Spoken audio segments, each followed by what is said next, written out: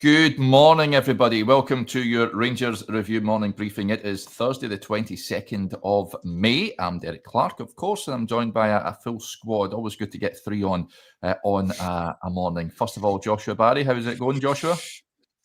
Going fine, mate. How are you? Yeah, all good. Thank you. Can't complain. Stevie's also on. How's it going, Stevie? I'm all right, Derek. Mind I said to you earlier on at the start of the week that was me off for a while and I didn't think I was back on, but then the boss man phoned yesterday and said we need you to come on tomorrow morning. So here I am. I hope everybody is well. And yeah, let's get ready to talk more about Rangers. Not a lot to talk about, is there? There's not really any pressing matters. So let's see what we've got. Yes. Let's before we get stuck into that, a quick word as ever for our podcast sponsors, S1 Jobs. If you're looking to hand in your transfer request, folks, head over to S1 Jobs and upload your CV today. There are thousands of jobs across Glasgow, Edinburgh, and the surrounding areas. I'm sure that you'll find the one at S1 Jobs. I wonder if Ruben Amarim's thinking about sending his CV in to S1 Jobs. Perhaps that might be a good idea after last night. Let's get stuck in then to all things Rangers. Might talk about the Europa League final at some point later on. But of course, everyone on tenterhooks at the moment. They want to know who's going to become the next manager / head coach of Rangers. Lots of noise, bluster, speculation doing the rounds at this moment in time. Chris had an updated piece on the website yesterday. We're not expecting an announcement of any sort by the end of the week as Rangers continue to deliberate. Joshua, where are we with regards to this? Because it's fair to say the fans just want a confirmation one way or the other so we can move on to what will be a big summer rebuild. Yeah, and understand. I don't think it's just fans. I think it's people inside the building. Everybody. Yeah, us. Yeah, us. And as we keep coming back to, pre-season isn't far away. This has been a pretty intriguing process, Derek, I'd say. The manager hunt, and obviously there was the update yesterday. Club sources saying that they don't expect an announcement before the end of the week. That's not to say there won't be a decision. Two different things, and be interesting to keep track of that.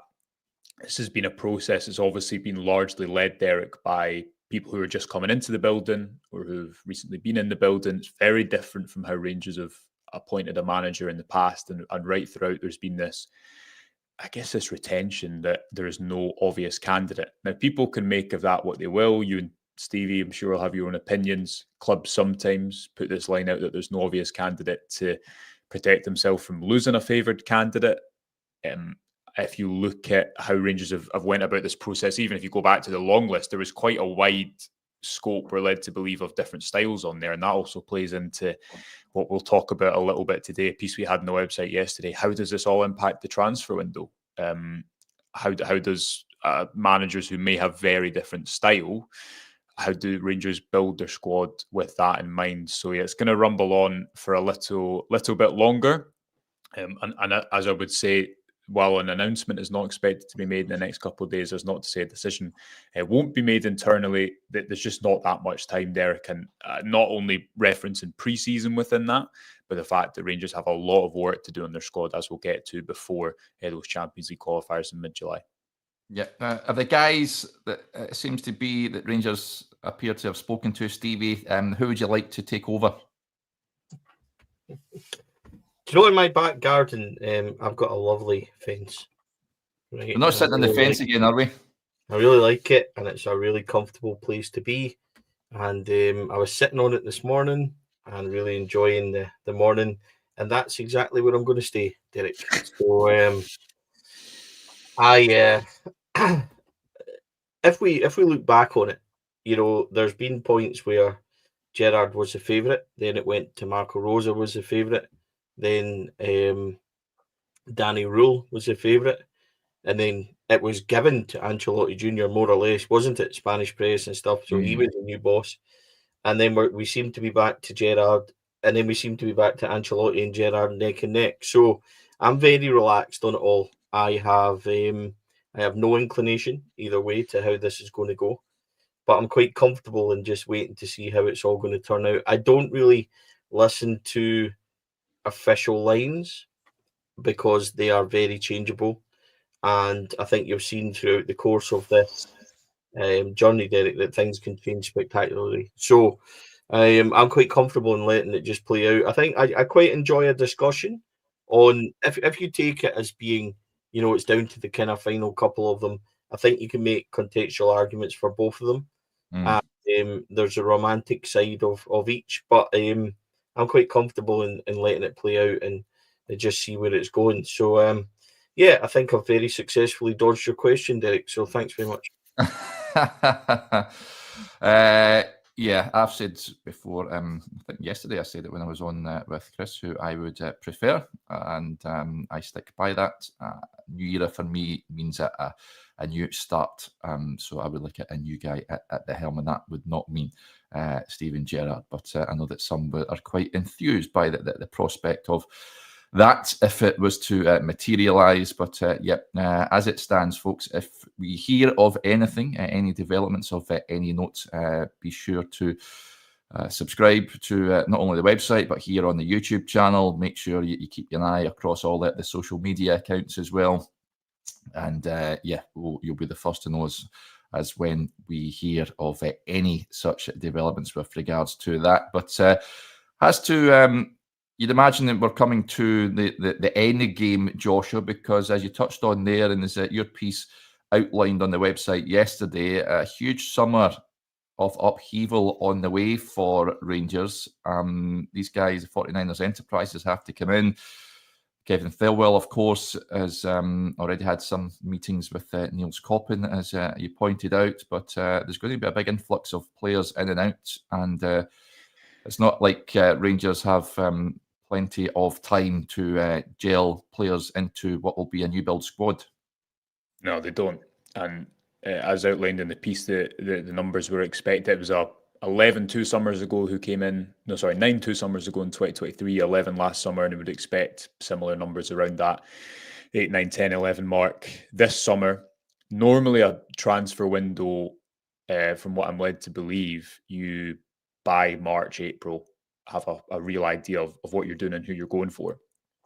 And part of the issue that Rangers have had last summer, and will encounter this summer too, Derek, is they're not just making 1 or 2 additions.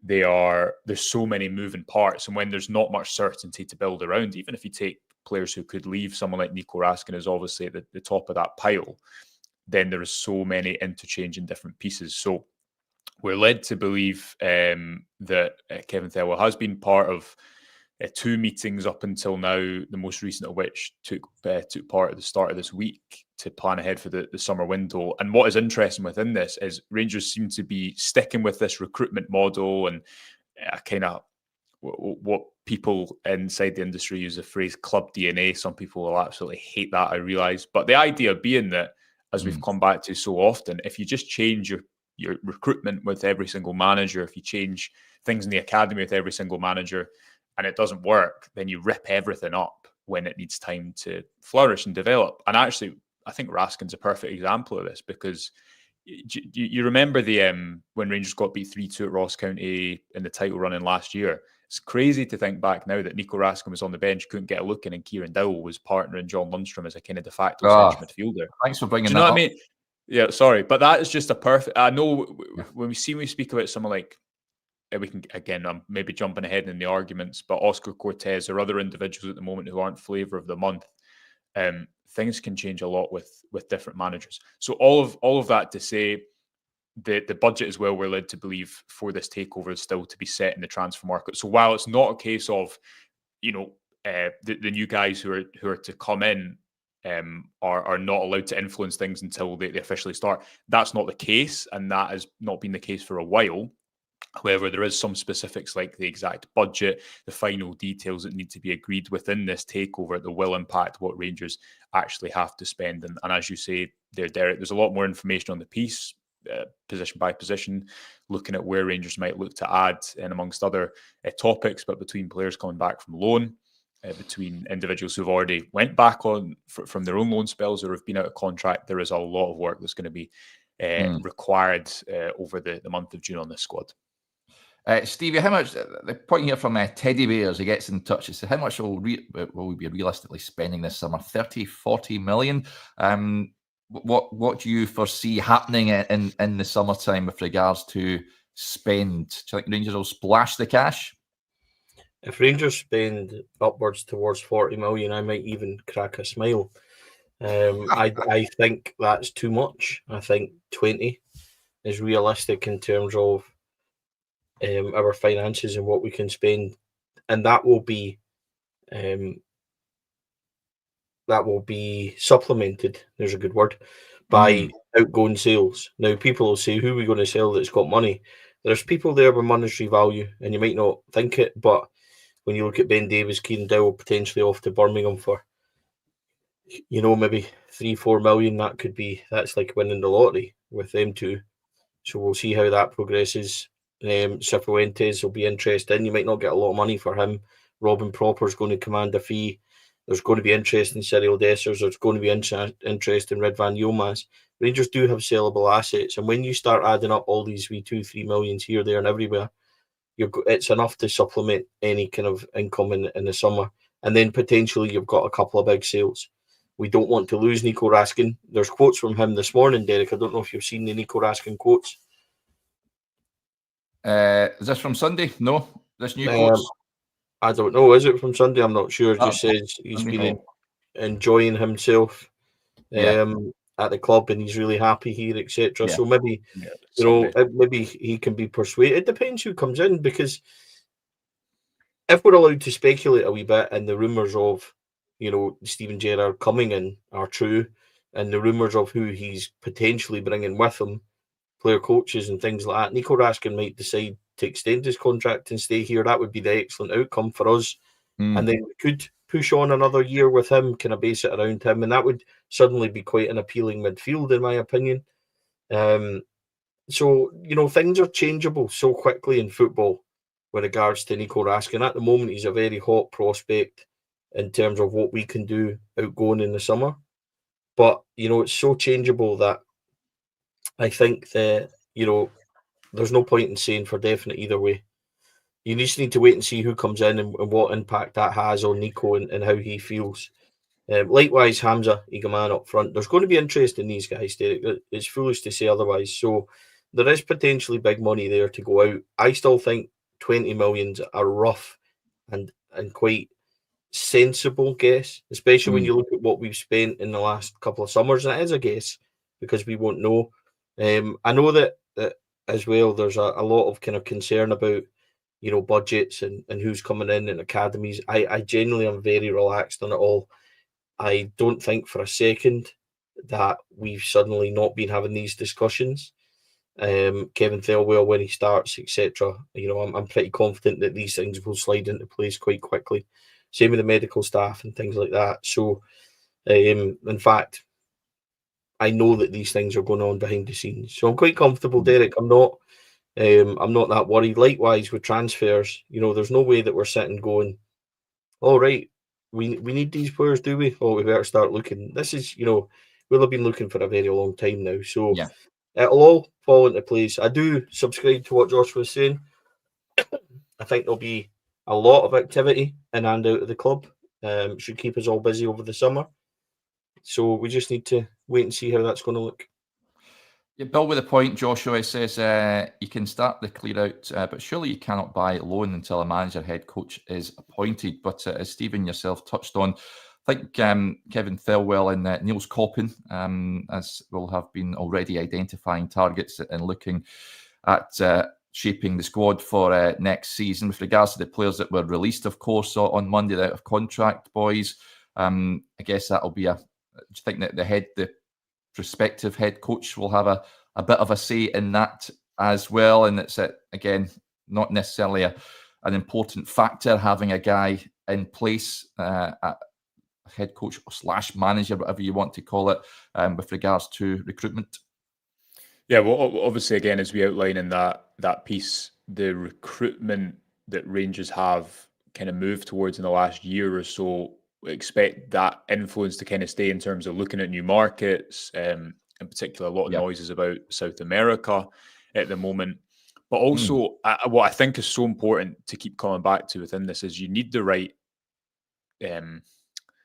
what's the phrase? Environment to develop players. So just see, to use that Nico Raskin example, this time last year, he was not the hottest thing at Ibrox by any stretch of the imagination. There was some doubts over his future. He obviously had that injury in pre-season too. And a year on, his world and the football in terms looks totally different. He's one of Belgium's presumably starting midfielders if he stays in there.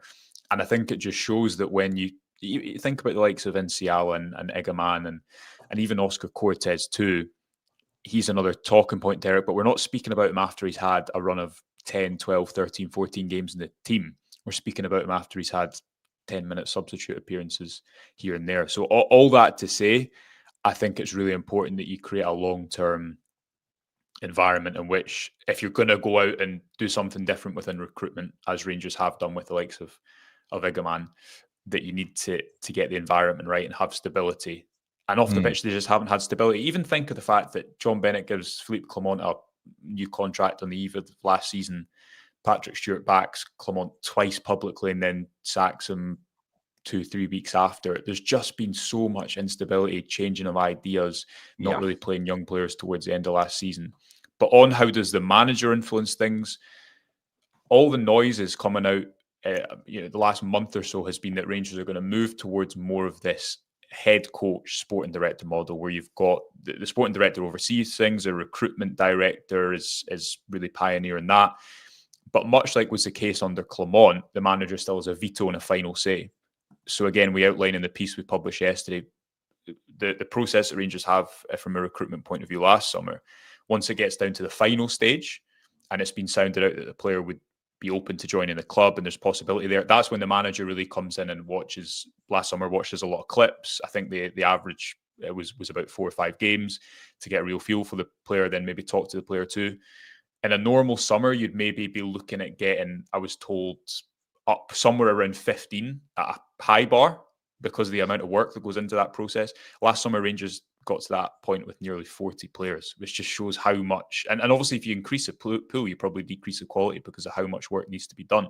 But the manager does have a veto, because you can't just give a manager, obviously, a player and say work with him if he doesn't like him.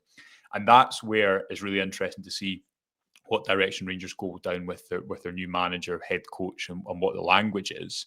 Because take someone like Jack Butland, for example, there's some concerns, and these aren't new, about, in particular, can Rangers build up in a certain way? Can they, in big games like Old Firm games in Europe, can they have that type of game model with Butland as their goalkeeper? That is a decision that will be influenced by a new manager too, because of the specifics around their style. So it's quite complex. And I don't know if I've explained that very well, but yes, the manager will have the say, and they're not going to come in and give the club, here's my 10 transfer targets, here's who I want. But you also can't recruit for... he has to have some sort of say. He has to have some sort of say. And it's a communal decision. Ultimately, I think all the best transfers made by clubs are not just about one guy's idea, because that guy could be out the door in 4 months. It's about a communal decision. And again, that's what Rangers, I think, need to keep working towards, to have that any semblance of long-term stability. Interesting. Nils Koppen's come in for criticism, Stevie, for his recruitment up to this point. This is a huge summer for him. Where do you stand on Nils Koppen? He's another one, of course, who was promoted just a good number of months into his tenure to a sort of overarching role. He's now sort of focusing more on the recruitment side. He has to get the majority of these signings right, doesn't he? Yeah, I'm not sure that Nils Koppen's role is what it once was, Derek. I think you might even see somebody else come in the recruitment side to work with Kevin Thelwell. So I'm not saying he's been squeezed or marginalised, but I think it's, his promotion that he was given under previous tenures, I don't think it's applicable anymore. So he'll be part of the kind of cog in there. And look, you can argue, I think there's a couple of big things against Nils Koppen, and that is Oscar Cortez's signing and Nadim Bayrami's arrival. But that's what happens when you roll the dice and you spend these kind of sums on players and they don't work. That could change instantly. Borna Barisic, for example, when I was looking back at Stephen's tenure in charge, I was looking at his signings. How long did it take Borna Barisic to kind of click in before he became, quite a good left back for us at what was Borna, maybe just under £2 million.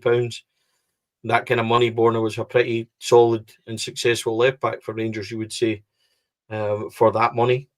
So Oscar Cortez could click in after a really good summer, after a good manager that can motivate him, and maybe a manager that won't allow him to kind of be easy and kind of casual in his style and things like that, same as Nadeem Bayrami. So there is that, but then at the same time, if you're going to criticise Nils Koppen for that, surely he has to get all the praise in the world for the signing of Hamza Gaman, because Hamza Gaman's going to go for a lot of money from this football club. So surely his job there is almost done. He's picked up Jefty, who does need improving, but again, is a really young, promising player. And excuse me, if you look at, potentially we've been linked with, the young lad at PSG. I'm not sure where we are on that one. Yeah. Yeah. But these are things that are interesting, that are I wouldn't say smart moves, because you're never going to really see, but it's a smart idea, at least in how we're thinking and what we're doing behind that. So Koppen's a bit of an up and down for me. He's got some heavyweights around him that people are going to criticise, but he also should be given, a bit of praise the other side as well. So it's been a mixed bag, maybe with other people around him and helping him, then that situation will clear. But I was wanting to say about something, you were talking about the new manager coming in and having his say, and it's pure speculation from me, but what if there's a number of deals sitting waiting to be triggered? What if there is an agreement with Josh Milligan, for example, or there is an agreement with the boy Burgess that Joshua's been on top of reporting? What if these things are ready, like the young fella Kamara? What if there's a number of deals sitting that we've agreed and it's waiting to be triggered when a new manager just comes in by, whenever he comes in, we can just run it by him and say, look, these are the deals we've got in place. This is our ideology behind it. This is our thinking. Where are you with it? Have you any, are you happy to work with these guys? So, I don't for a second think that we're sitting not doing anything. So that's why I'm trying to look and be positive on it, Derek, and kind of try and be relaxed on it. But I think there could be a number of deals like that are just sitting waiting. So, I'm with you guys. I think we'll identify, to go on what Joshua was saying. I think other people will maybe identify them. They'll go to whoever comes in, whether it's Stephen or Davide Ancelotti or whoever it is comes in, and they'll sit down with them and they'll say, right, this is our ideas, etc. And they'll all discuss it. And like Joshua says, it will be a kind of a joint decision. But I'm quite comfortable in thinking that maybe there's work to be done there, and Koppen will be involved in that. So it is a big summer for him in terms of, what happens. But we also tend to look really negatively and only focus on Oscar Cortez because he's the buzzword behind Nils Koppen. But surely, as I said, with Hamza Gaman and stuff like that, there's a balance there, Derek. So, Derek, can you or sorry, see when you're dealing in our market, just really quickly, it's so difficult. There's going to be hits and misses. But our problem is when you spend 3-4 million, which is such a difficult market, when you spend that, they really have to be hits for us. That's where the kind of dubiety comes in. Sorry, Joshua. No, don't worry. You're making great points. But on Cortez, so the Raskin example I think is helpful because, again, this time last year, I remember so many pre and post match podcasts we were doing. I remember he came off, he played those 45 minutes against Motherwell. Even this season, he played those 45 minutes against Hibs, and Clement took him off for, quote, tactical reasons. That felt a very long way away from him getting into the Belgium squad and comfortably being Rangers' best player. And there was a really revealing answer. I've not got the quotes to hand, but Raskin was asked in his press conference at the weekend. He said, what's happened behind the scenes to make it work for you this season? And he basically said, to be honest, just a run of games. And it's like this really simple answer. But if you think of Raskin's 2.5 years at Rangers, he came in under Michael Beelan and Ross Wilson. Both those guys were at the door in October. Clement comes into the building, completely different style. He gets injured and then he can't get back into the squad. So within a year, the stable environment you thought you were coming into is turned on its head.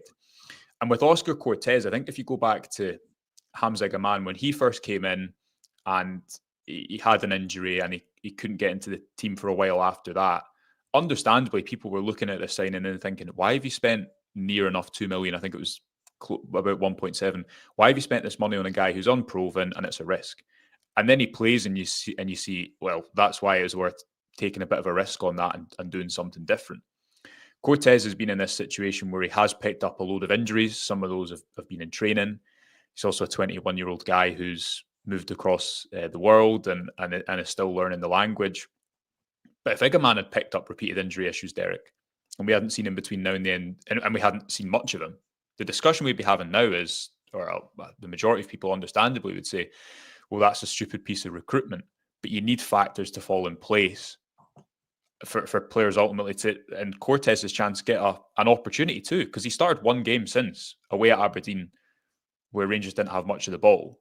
And that's why I think this is another point to put on the recruitment is Rangers. I've got a piece coming out next week on the kind of underlying numbers for the last season, and they're awful. They're the worst since Gerrard came to the club first time round, and expressed across a number of different metrics. We spoke at the time of Clement's dismissal about the kind of unsuitability of his football for what Rangers needed to do, which is control games with possession of the ball. I don't think these players have had the tools to properly thrive. And do they need to take responsibility and have a lot of them been really bad? Yes. But if you're talking about a tactical framework and identity, giving yourself the best opportunity to thrive in a difficult environment as a young player like Ibrox, can you say that they've been set up to succeed just in terms of pure consistency and the idea that they're following? I don't think so at all. Then you think of last summer's recruitment. Liam Kelly, I think, has been a pretty good second keeper signing. Connor Barron for 600k fine, not put down by that at all.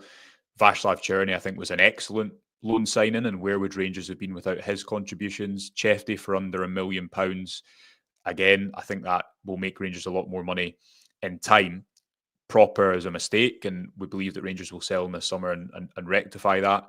And then you've got Bayrami, who has clearly got talent because he's played a lot of times for his country, but again, it hasn't worked. And Cortez too. So I agree with Stevie. You're going to live and die by when you spend big money here, but I don't think you can heavily criticise Cortez and not look at someone like Igaman and see, well, there is the template for what is supposed to happen with that type of signing. Maybe there's other situations and elements that have impacted that too. Interesting stuff. And let's get to a few comments that are coming in. First of all, a big hello to Christian. He says, hello Rangers fans, exciting times for you and us in Hamburg. Bundesliga football, here we come. Yeah, congratulations Christian. Yeah, good to see Hamburg back in the German top flight. I'm actually going to Hamburg in July time. Nice. Over there for a weekend. So, very much looking forward to that. And good to have you tuning in, buddy, as well. Interesting points as well coming in. Graham Hall with a point says, guys, what about our youth? Likes of King, Fraser, McKinnon, etc. Do they have a chance, or is it time to move them on as well?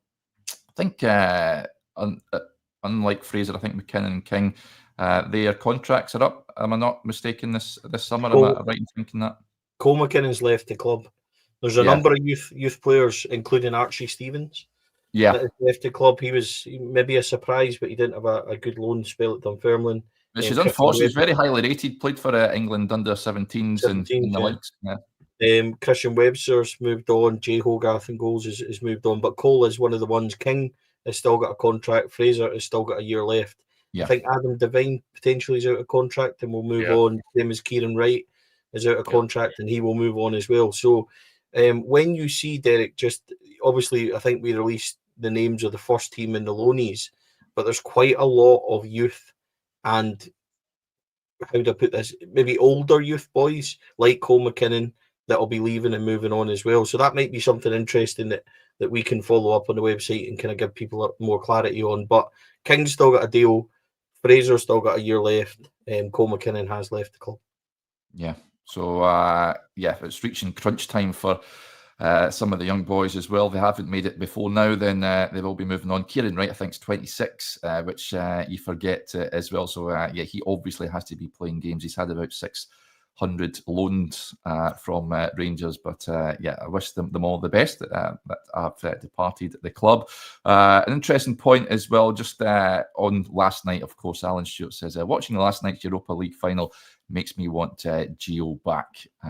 Yeah, I've seen folk criticising the standard of the final. Listen, finals in the main are normally stodgy affairs. So they're not really enthralling encounters. You don't really see sort of goals going in at both ends. Even Rangers against Frankfurt was a stodgy game.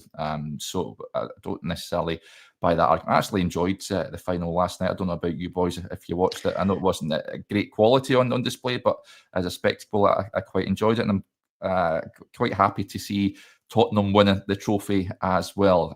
What were your thoughts on it, Joshua? I just thought it was the most fouls I've seen in a football game forever, and people can tell me if they agree or not in the comments. But it felt like the game stopped every 2 minutes. This is why I wanted a PSG Barca final, because they'd have both gone for it, and Inter probably will too. Even see the Champions League final, any money that's going to be another 1-0, 2-1 game. I think that'll be stodgy as well. But if it had been, you look at the semi-final, who was it, Inter Barca, and even when Barca were they were 3-2 up and they're still playing with a high line, and I think PSG Barca would have been chaotic. Even if you go Hansi Flick when he won the Champions League with Bayern Munich, and I remember that game against PSG, and they conceded like from memory, really big chance in the final minutes too. So I thought it was an all right game, not much in it, quite a good spectacle, and it's a shame that Athletic obviously didn't make it to their own final, but it was an incredible arena, the San Mamés, and I thought that kind of carried through yesterday in the TV pictures. Yeah, I was quite pleased I never made it to the final, given that what unfolded with Rangers. Stevie, did you watch the game last night? It was very much like 16th versus 17th in an overhyped matchup, to be quite honest. I thought it was dreadful. Like Joshua, loads of fouls and lacks just complete quality. But you're right, finals are like that because everyone's scared to lose more than they are wanting to win. So it is what it is. I've got a wee list of players that have been released, Eric, from the youth if you want them. Yes.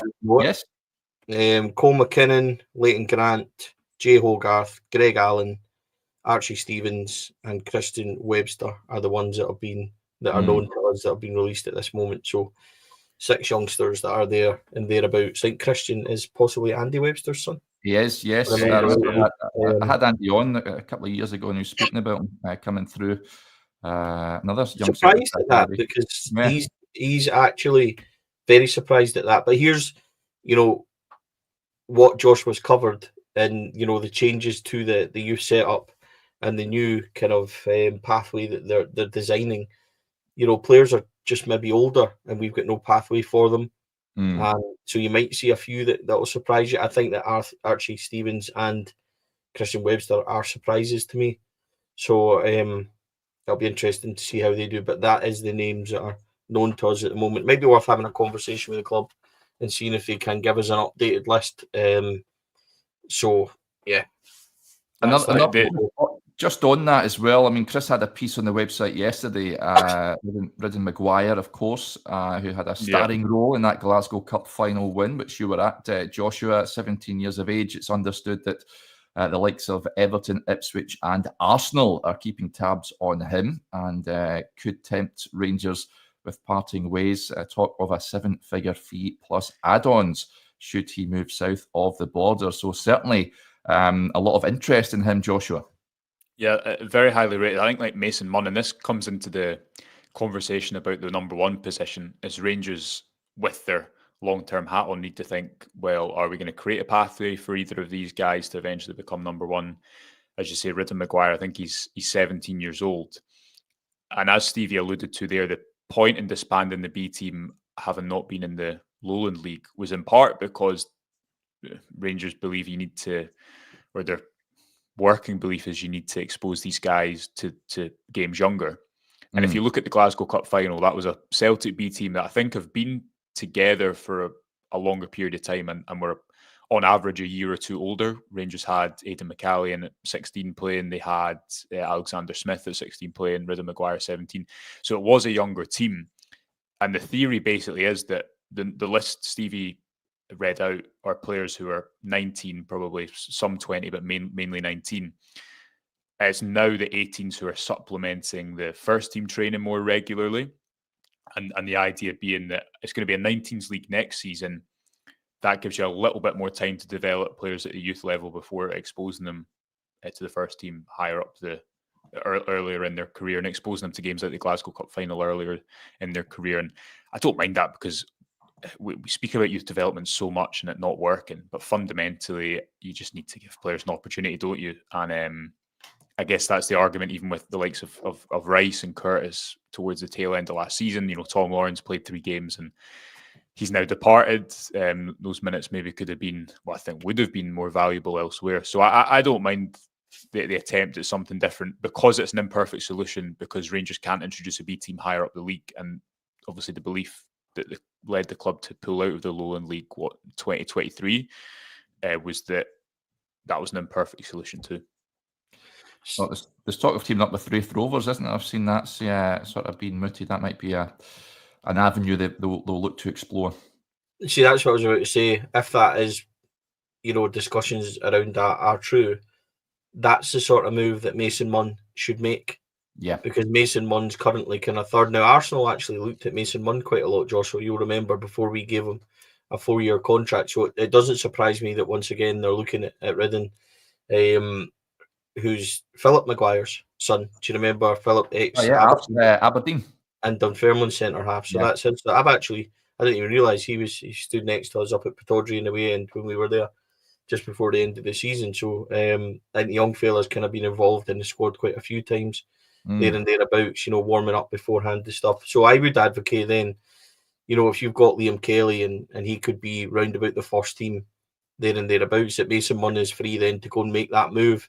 And it kind of frees up the young fella then to play more games at that level you discussed, Joshua, which I think is quite sensible. Likewise, I know that people have their opinion on this and they'll probably say it's too low a level and things like that. Raith Rovers for me in the Championship is an ideal place to send Finlay Curtis, an ideal place to send Clinton Nsiala for 6 months. And I would rather do that than have a situation where these players stagnate and they don't get game time. So I think that's a really interesting link-up. And people will say, hold on, Clinton Nsiala, maybe a much higher level, but he needs to learn the physicality of the game, and we're better to learn it than, Championship sides in there playing week in, week out. And I think he would benefit from that. Somebody like Bailey Rice, I don't think would benefit, because he's been exposed enough to the first team, where the question for us now is that Bailey Rice should be a first team player. Yeah. So, for example, if a certain player comes in with a new manager, for example, he could learn from him and really sit and be able to learn. So I don't think a move for him would benefit, but somebody like Mason Munn, somebody like Finlay Curtis, somebody like Clinton Nsiala, and yes, Clinton's had a lot of first team, but there's that argument that he still needs to learn the game a wee bit, because I think positionally on the ball and things like that, he's really good. But could he do with just a short-term loan to bulk him up a wee bit in terms of not in physicality, but in terms of experience and what is to be expected from the man's game? Because he's not played a lot of football, so let's expose him to it and see how he goes. It's only my opinion; might not be right. Joshua might think that that's maybe for him, but for me, it's just an idea that I would have that kind of link up would be able to give these guys experience at that level. Joshua, you might have other thoughts. No, I'm not disagreeing with you. I just thought I'd say quickly that we mooted this in our report about 3-4 months ago, alongside the potential 19s league. This is going to be called a corporate loan agreement that I think I'm led to believe will be introduced across Scottish football, that will enable, because of this issue with youth development, will enable teams in the Premiership in particular to then say to one club, we can put 5 players on loan to one club, up to 5 players on loan. So the idea being therefore that rather than having loads of players scattered about different teams, you maybe have one team that's playing a certain style, or all those individuals are together, and then that enables you to, I guess, manage their development more closely. So yeah, one to keep an eye on next summer. And I agree with Stevie that just need games, don't they? Players just need games, and Scottish football is a great way of blocking that pathway frustratingly at the professional level. And we've seen that Ibrox in the last 2-3 months, when I think Rangers should have been getting more of a head start on their squad building for next season. So it'll be interesting to see what happens with those young players come the new season.